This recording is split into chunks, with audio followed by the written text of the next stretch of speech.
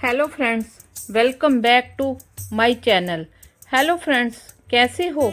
आशा करती हूँ कि आप सुखी और स्वस्थ होंगे। चलिए शुरू करते हैं आज की वीडियो।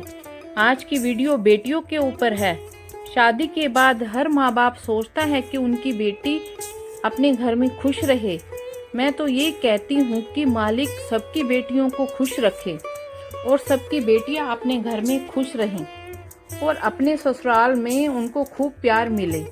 लेकिन कई बार माँ बाप कुछ ऐसी गलतियाँ कर बैठते हैं जिसकी वजह से बेटी को जीवन भर दुख सहना पड़ता है।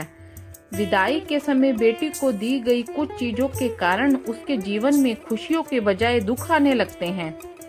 ऐसे में हम आपको बताने जा रहे हैं कि बेटी को विदाई के समय कौन सी चीज़ें गलती से भी नहीं देनी चाहिए। अगर आपकी बेटी की शादी होने वाली है या आपकी बेटी घर आती है तो इन बातों का खास ध्यान रखें। और यह सब देखने के लिए आपको वीडियो के लास्ट तक बने रहना होगा, क्योंकि लास्ट तक ही वो सब बातें बताई गई हैं। इसलिए जिनकी बेटियां हैं वो यह वीडियो जरूर देखें। आइए बताते हैं क्या है वो चीज़ें। लाल मिर्च। बेटी को विदाई के समय या जब बेटी शादी के बाद घर आती है तो कभी भी लाल मिर्च साबुत या पीसी हुई नहीं देनी चाहिए। इससे उसके शादीशुदा जीवन में कड़वाहट फैल सकती है। ऐसा माना जाता है कि बेटियों को अगर मिर्च देंगे तो उनके रिश्तों में तकरार होती है। आप फल, मिठाई, सूखे मेवे ये सब चीज़ें दे सकते हैं। यह चीज़ें शुभ होती हैं। झाड़ू। शादी के बाद जब भी बेटी घर आए या विदाई के समय बेटी को झाड़ू नहीं देनी चाहिए।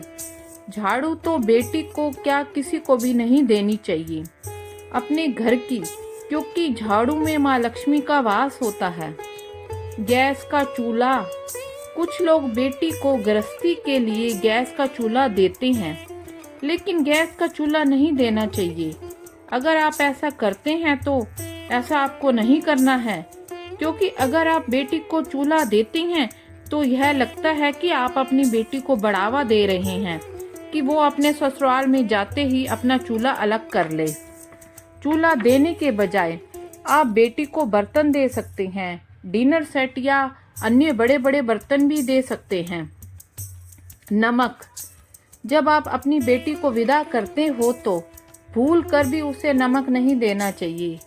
इसका मतलब यह है कि आप नए रिश्तों में बेटी को घुलने मिलने से रोक रहे हैं। या कभी बेटी घर आती है तो उसे विदा करते समय नमक नहीं दें। नमक की जगह मीठी चीजें दें, इससे रिश्तों में मिठास बढ़ती है। अचार। विदाई के वक्त बेटियों के साथ अचार भूल कर भी ना रखें। और जब आपकी बेटी शादी के बाद अपने ससुराल वालों के साथ आपके घर आती है स्टार्टिंग में, तब आप खाने के टाइम उनकी टेबल पर अचार ना रखें। और अगर आप अचार रखते भी हैं तो अचार उन्हें अपने हाथों से नहीं परोसें, वह अपने आप ही ले लें। आप केवल टेबल पर रख दें। कोशिश यह करें कि स्टार्टिंग में अचार ना दें और अपनी बेटी को अचार ना दें। ऐसा माना जाता है कि बेटियों को अचार देने से नए रिश्ते बनने से पहले ही उनमें खटास आ जाती है। अचार की प्रकृति खट्टी होने की वजह से ऐसा माना जाता है। विदाई के वक्त उनके साथ खाने पीने की और चीजें रख सकते हैं, लेकिन अचार भूल कर भी ना रखें।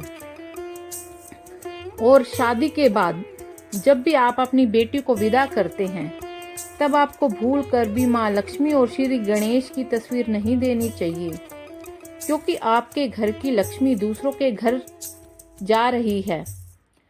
सदैव आपके घर की लक्ष्मी या गणेश की तस्वीर को तो क्या बेटी को क्या किसी को भी नहीं देना चाहिए। ऐसे में अगर कोई घर से जाती हुई लक्ष्मी यानी बेटी को विदाई के समय गणेश भगवान की मूर्ति भेंट करता है तो मायके में धन की हानि होती है, क्योंकि घर से जाते हुए बेटी घर की सुख समृद्धि और सौभाग्य भी साथ ही लेके जाती है। ऐसे में गणेश की मूर्ति नहीं देनी चाहिए। मंगलसूत्र। महिला को इस चीज का हमेशा ध्यान रखना चाहिए मंगलसूत्र को कभी भी मायके से नहीं लेकर जाना चाहिए, क्योंकि मंगलसूत्र हमेशा ससुराल वालों की तरफ से होता है और मंगलसूत्र तो हमेशा पति ही देता है और पति ही पहनाता है।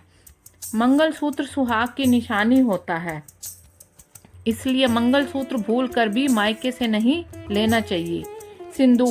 सिंदूर भी सुहाग की निशानी होता है, वह भी हमेशा ससुराल वालों की तरफ से होता है और सिंदूर भी हमेशा पति के पैसों से ही लेना चाहिए। इसी तरह विदाई के समय कभी भी अपनी बेटी को पुराने कपड़े नहीं देने चाहिए और ना ही कोई बेटी अपनी अनमैरिड टाइम की पुरानी ड्रेसेस ना लेकर जाए।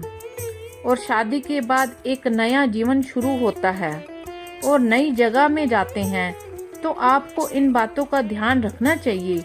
आपको पुराने वस्त्रों को त्याग कर देना चाहिए। जब आप अग्नि के समक्ष फेरे लेते हैं, उसी समय ही आपके कपड़ों के अंदर बदलाव आ जाता है। जब आप अग्नि को साक्षी मानकर फेरे लेते हैं, तब आपको भूल कर भी अपने पुराने कपड़े नहीं लेकर जाने चाहिए। यह अच्छा शगुन नहीं माना जाता। कई वास्तु दोष लगते हैं, इससे धन का आगमन नहीं होता, इसलिए इस बात का ध्यान रखें।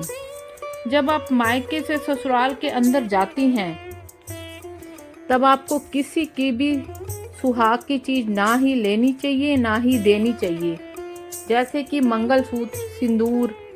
मंगलसूत्र के साथ हर किसी की यादें जुड़ी होती हैं।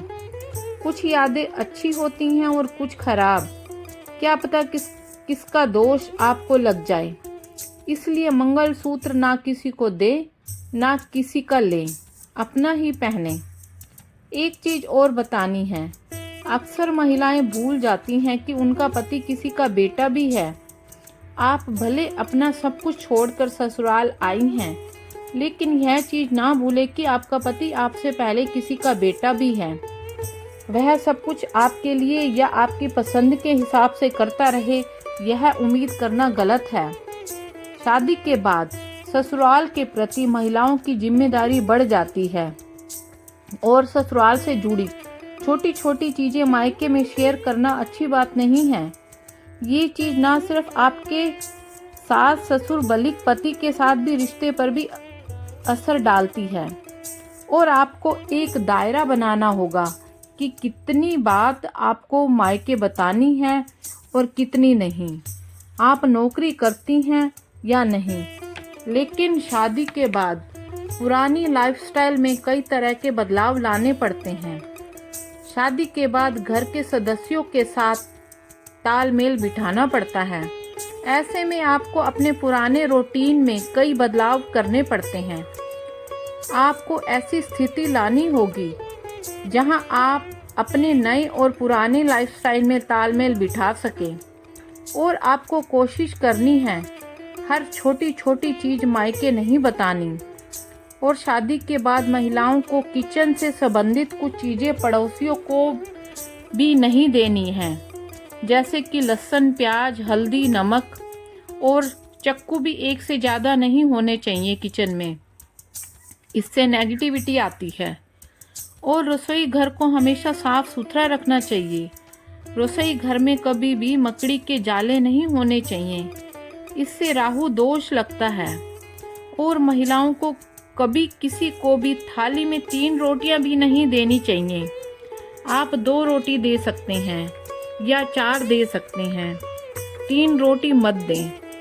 और 3 रोटी तब निकाली जाती हैं जब किसी की डेथ हो जाती है, अर्थात मरने वालों के लिए 3 रोटियां निकाली जाती हैं।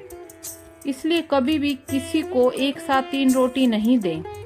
महिलाओं को किचन में खाना बनाते समय साफ सफाई का भी विशेष ध्यान रखना चाहिए और खाना बनाते समय गंदे विचार मन में नहीं आने चाहिए। खाना बनाते समय आप कोई भगवान का भजन गुनगुना सकती हैं, क्योंकि खाना बनाते समय जो भी विचार मन में आते हैं वो खाने में चले जाते हैं। इसलिए कोशिश करें खाना बनाते समय टेंशन भी ना लें।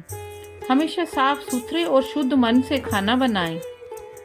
और दोस्तों, आपको यह जानकारी अच्छी लगी अच्छी लगी होगी, इसलिए कृपया वीडियो को लाइक, शेयर और सब्सक्राइब अवश्य करें ताकि आगे आने वाली वीडियो की जानकारी आपको मिल सके।